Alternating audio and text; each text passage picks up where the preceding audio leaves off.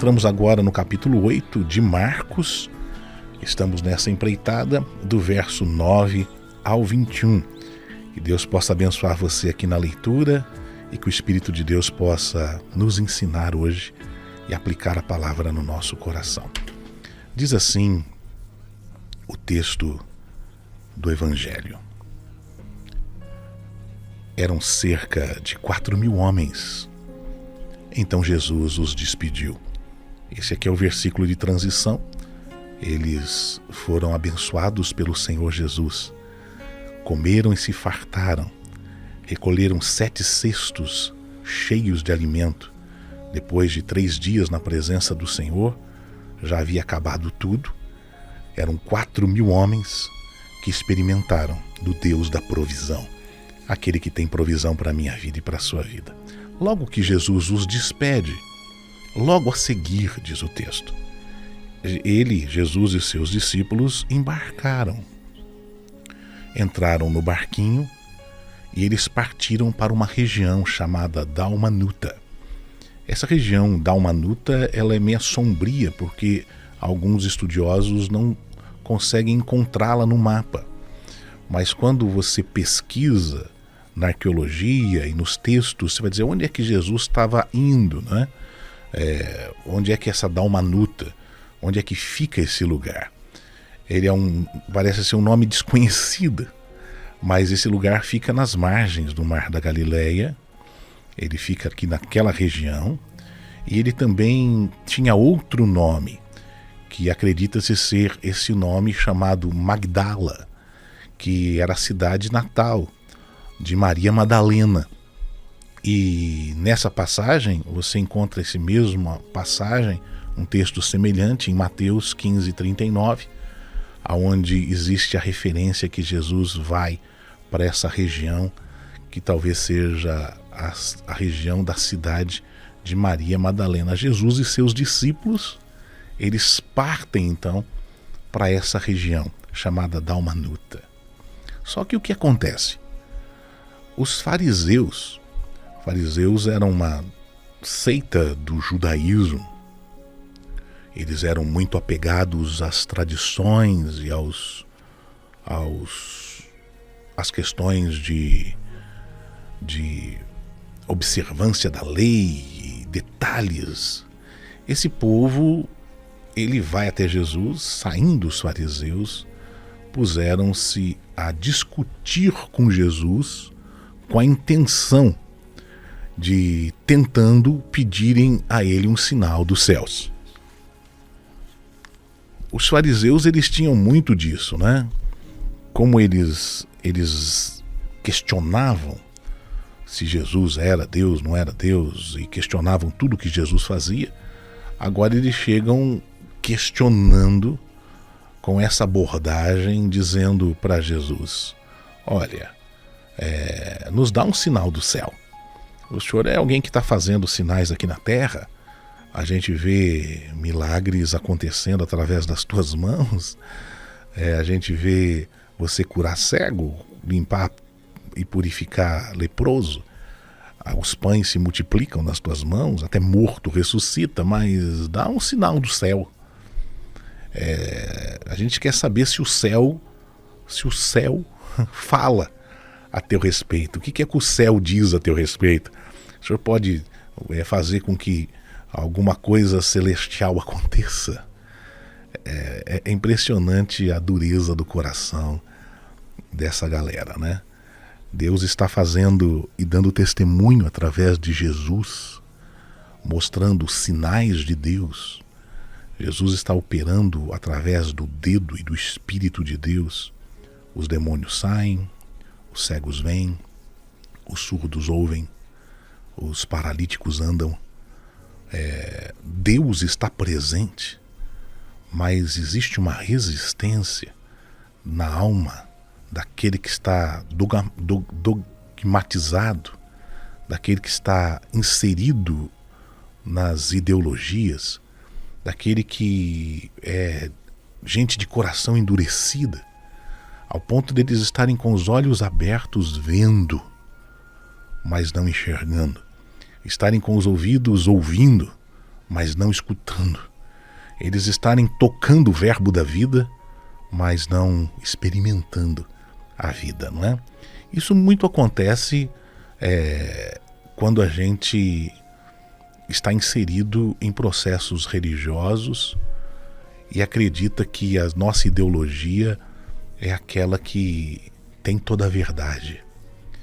Esse povo aqui, os fariseus, eles eram homens que estudavam a lei de Moisés e eles tinham escolas para pesquisar detalhes das escrituras. Eles andavam com as escrituras em caixinhas nas suas mãos, nas suas testas, decoravam textos e textos e textos e textos, falavam das escrituras um para com os outros de maneira constante. Eles tinham o Deus de Moisés, que é o próprio Jesus, mas eles não conseguiam ver em Jesus essa manifestação como sendo a propriedade deles. E aqui que está um dos grandes problemas das ideologias religiosas. Aqueles que pensam que Deus cabe na caixinha da religião, não é? Eles ficam pensando, Deus é o Deus dos cristãos, ele só cabe no cristianismo e é só ali. Ele é o Deus do cristianismo. Ele não é o Deus que atua lá nas religiões orientais, ele não pode atuar no meio de um centro espírita, ele não pode atuar entre os ateus, ele não pode atuar nas universidades, ele só atua naquele ambientezinho aonde a gente consegue manipulá-lo, ou aonde ele entra e se encaixa com as nossas doutrinas, as nossos pensamentos, as nossas ideias sobre ele. Que Deus pequenininho, que ruim, né, gente?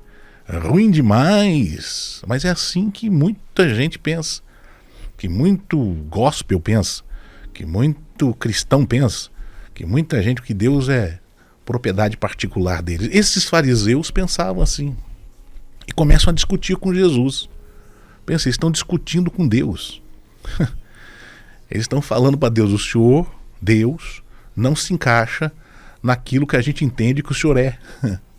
O Senhor está visitando prostituta, o Senhor está curando enfermo, o Senhor não anda fazendo como tem que fazer, observar sábado, o Senhor come com as mãos impuras, reparte pão e nem lava a mão, o Senhor entra no cemitério, ressuscita um morto e o Senhor não sabe por que tem que ter um banho depois e não pode entrar em um lugar sagrado, mas depois o senhor sai da ressurreição do morto e entra no templo.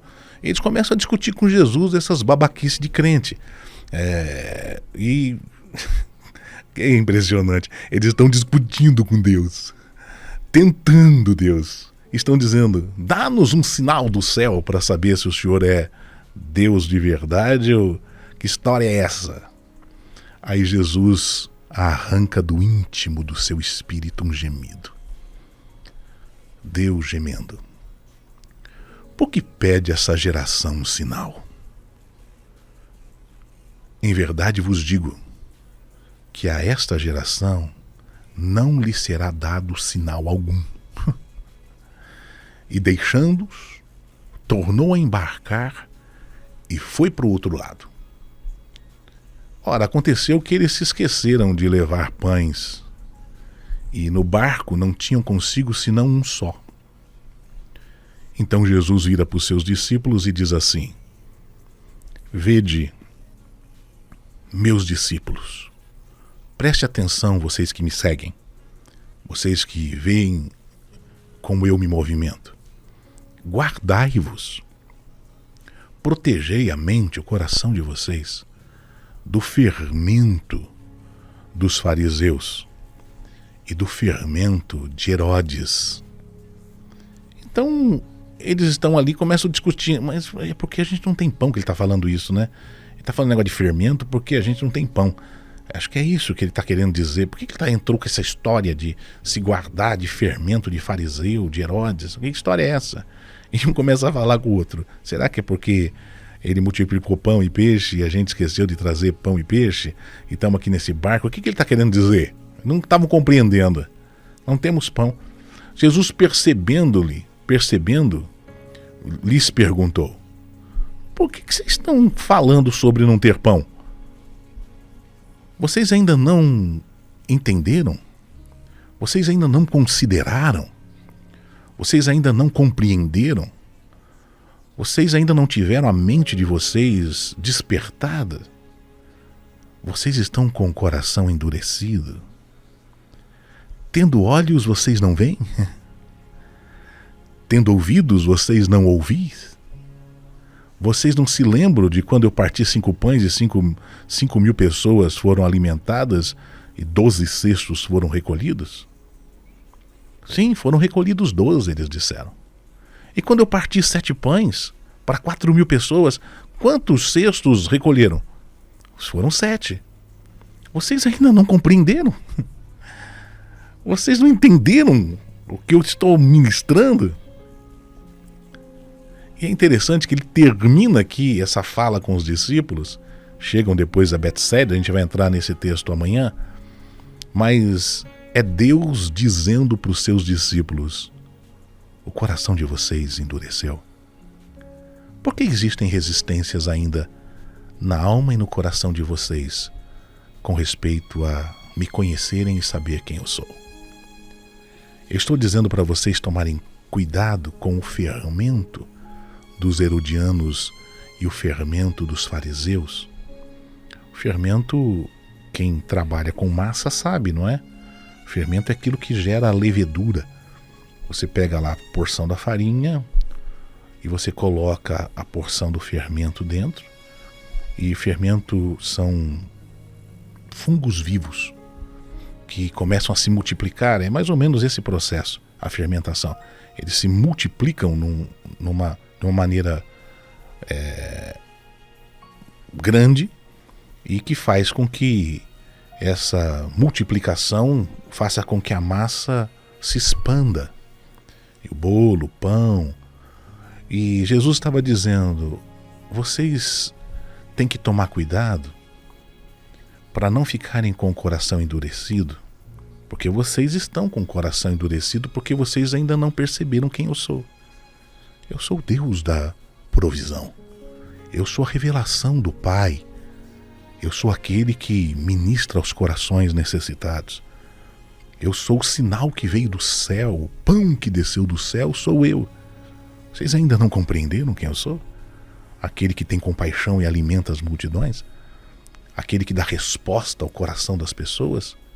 Os milagres estão acontecendo através das mãos de vocês e vocês ainda não perceberam quem é que está no meio de vocês? Estão com o coração endurecido. Isso aqui é fantástico. Por quê? Porque às vezes nós, como discípulos de Jesus, mesmo vendo Ele fazer milagres, mesmo vendo e sendo participante de manifestações da graça, do poder de Deus, a gente às vezes tem restrições para com uma entrega total do nosso coração a Deus.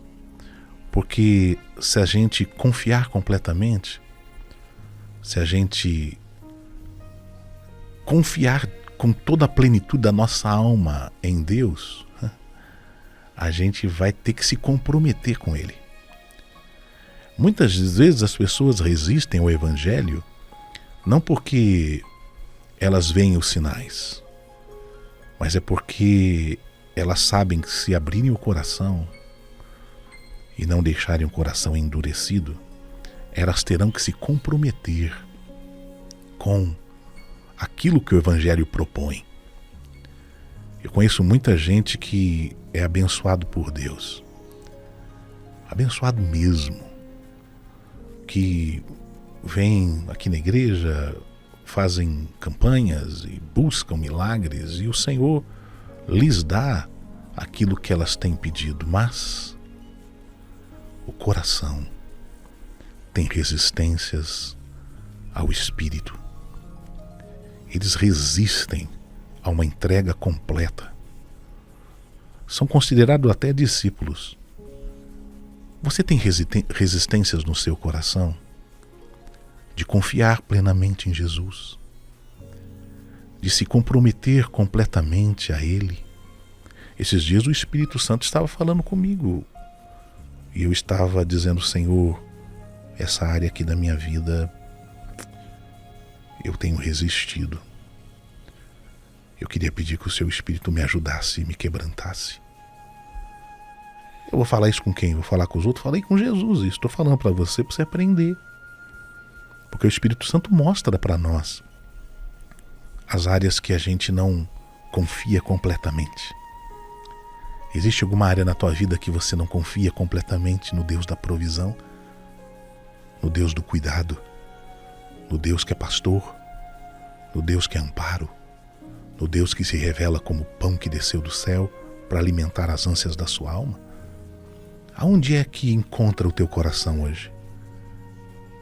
Você sabe que se você confiar completamente, você vai ter que se envolver com aquilo que Deus está dirigindo. Por isso que às vezes você endurece. Aí Jesus está dizendo: presta atenção, meus discípulos, não tenham o coração endurecido. Vocês têm olhos e devem ver, ouvidos e ouvir. Ou tendo olhos não vedes, tendo ouvidos não ouvis. É isso que ele está dizendo aqui. Vocês não compreendem. Vocês não entendem. E eu estou dizendo para vocês: guardai-vos do fermento dos fariseus e do fermento de Herodes. O doutrinamento religioso e político, aqui é o herodiano ou saduceu.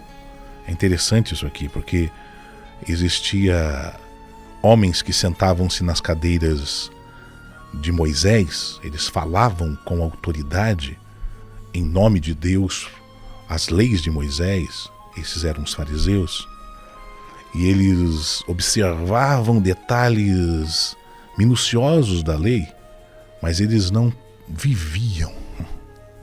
Jesus certa vez disse assim: todas as coisas que essa galera falar, vocês observem, mas entendam que eles não procedem em conformidade com aquilo que eles fazem. Eles são capazes de atar fardos pesados e difíceis de suportar, colocam doutrinamentos, colocam peso nos ombros dos homens, mas eles mesmos jogam jugo, jogam pesado, mas eles nem com o dedo querem mover aquilo que eles colocam no ombro das pessoas. Eles querem só serem vistos. Eles só querem estar nos lugares elevados. Eles por isso se vestem com roupas especiais, com franjas. Suas vestes são todas cheias de franjinha. Tem detalhes especiais para que quando as pessoas olharem para eles digam: lá vai um santo. Lá vai um homem dedicado a Deus. Lá vai a personificação da santidade, né? Eles amam aqueles lugares de destaque nas ceias, nas reuniões. Eles querem sempre estar na frente, estão nos lugares elevados onde os holofotes brilham. Eles gostam de serem saudados nas praças, eles gostam de serem chamados homem de Deus, mestre, você é um homem santo. Mas Jesus está dizendo: presta atenção, porque aquilo que é elevado diante dos homens, para mim é uma abominação. Eu ando com o quebrantado, com o contrito, com o homem e com a mulher que tem o coração que não deixou entrar o fermento da religião, da hipocrisia. Isso aqui é algo muito atual nos nossos dias, ainda mais se você vive no nicho da religiosidade. O que mais se tem é gente que honra a Deus com os lábios, mas o coração está distante do Senhor. O coração não é íntegro, inteiro. É um coração endurecido e ele não é totalmente sincero para com Deus. Tem resistências. Jesus está dizendo, a religião é capaz de fazer isso. Ela é capaz de imprimir na mentalidade de vocês essa capacidade de ver com os olhos, ouvir com os ouvidos e não compreender. De ver com os olhos o próprio verbo da vida. De ouvir as mensagens da vida e não possuir ela como uma vida abundante dentro de vocês. Guardai-vos. Guarde o coração de vocês disso. Do fermento dos saduceus de Herodes. O que era esse fermento dos herodianos? Nada mais era do que o doutrinamento. Eu vou trazer aqui para você na escala atual. Existia a conexão da politicagem. A política e a religião sempre se casaram. A política e a religião são as duas bestas que aparecem em Apocalipse, onde uma se levanta do mar e outra da terra, e elas se unem para manipular as multidões. Na política, bem como na religião, você vê Satanás operando como um principado que cega o entendimento das pessoas e é capaz de manobrar massas intensas a fim de que os propósitos, as ideologias e os ensinos e as práticas se tornem uma cultura. Hoje, quando você vê uma igreja unida ao aspecto religioso e político, ideológico, que nós vivemos hoje no nosso país isso, é uma igreja que não guardou o coração do fermento de Herodes. Pastor, a gente ouve os pastores convocando isso, aquilo. É uma igreja que não guardou o coração do fermento dos herodianos, que nada mais era do que autoridades políticas que influenciavam os aspectos religiosos para manipularem as massas. E Jesus está dizendo, meus discípulos, guarde o coração de vocês desse poder que é capaz de inflar a alma. Guarde o coração de vocês quebrantados, humildes. Andem na minha presença, observem como eu me movo. Aprendam de mim, que sou manso e humilde de coração. Manso e humilde. Quer ver se alguém que está liderando é alguém que comeu desse pão aqui dos fariseus e de Herodes? Se ele não é manso, nem é humilde, ele se move no fermento de Herodes e dos fariseus. É assim que você vê. Se o seu pastor, se a sua pastora, se o seu líder, a pessoa que se diz cristão, tem que parecer com Jesus. Ele é manso e humilde, de coração. E a gente encontra descanso para a nossa alma quando a gente aprende dele. Agora, quando você está sobrecarregado de um doutrinamento e de ideologias e de ensinos que só inflam, mas são só blá blá blá, isso, ou falácia, isso vai produzir em você não só um endurecimento, mas uma resistência ao Espírito.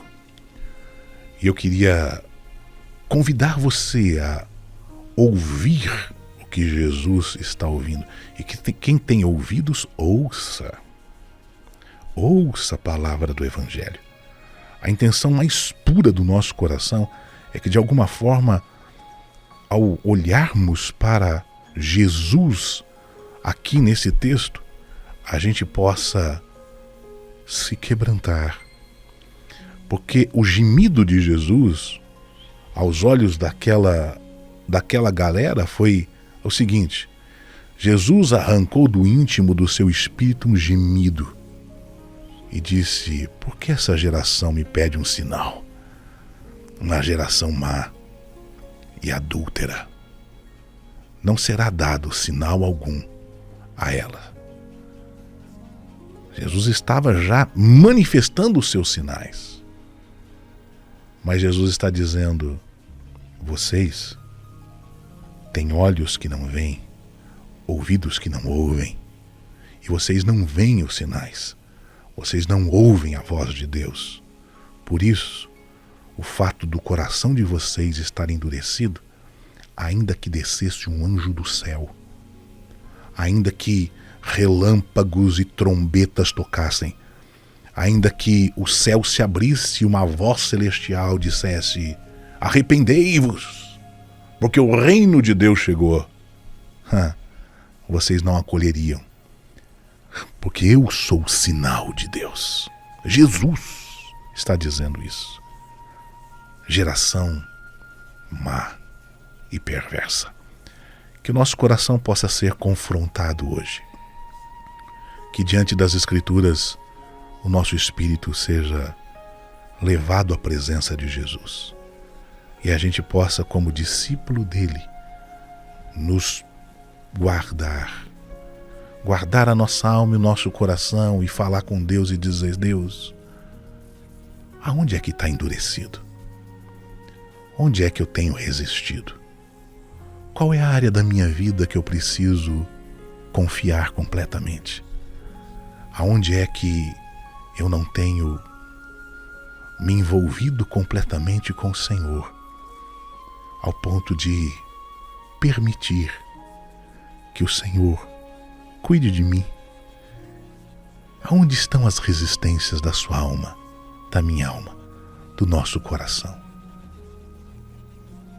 Que Deus possa visitar você essa manhã, bem como a minha vida. Deixa eu orar por você. Amado Jesus, o Senhor multiplicou pães, ressuscitou mortos, fez vento e tempestade parar, fez mudo falar, cego ver, surdo ouvir. O Senhor é a manifestação da vida. Todos os dias, não só aqui através dessa ministração que estamos fazendo, mas todos os dias, para onde olhamos, quer olhemos para a grandeza da natureza que o Senhor criou, com todos os aspectos lindos, quer a gente experimente uma fruta gostosa, uma comida saborosa que o Senhor coloca para nós, o olhar meigo de uma criança, da nossa esposa, dos nossos filhos. Aonde nós olharmos, a gente vai ver o Senhor. O Senhor está no meio das tempestades, dos lutos, das dores da nossa alma. O Senhor não tem deixado de se envolver com a gente. Mas às vezes o nosso coração se endurece. Às vezes existem áreas da nossa vida que nós queremos resistir ao Teu Espírito. Não queremos ter o coração endurecido. Vê se há em nós algum caminho mau.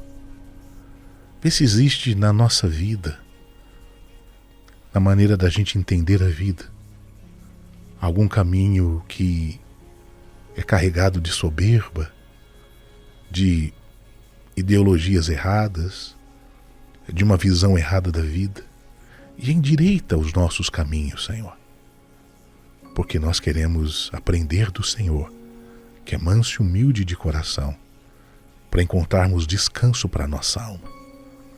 Nós amamos a Ti, Jesus, e pedimos que todos os dias o Seu Espírito trabalhe conosco. Eu entrego essa Tua palavra para aqueles que me ouvem, e aonde o Teu Espírito a conduzir, ela gere impactos de vida e de transformação genuína, e quebrante os corações e nos conduz a Ti. É assim que eu oro agradecido. Amém.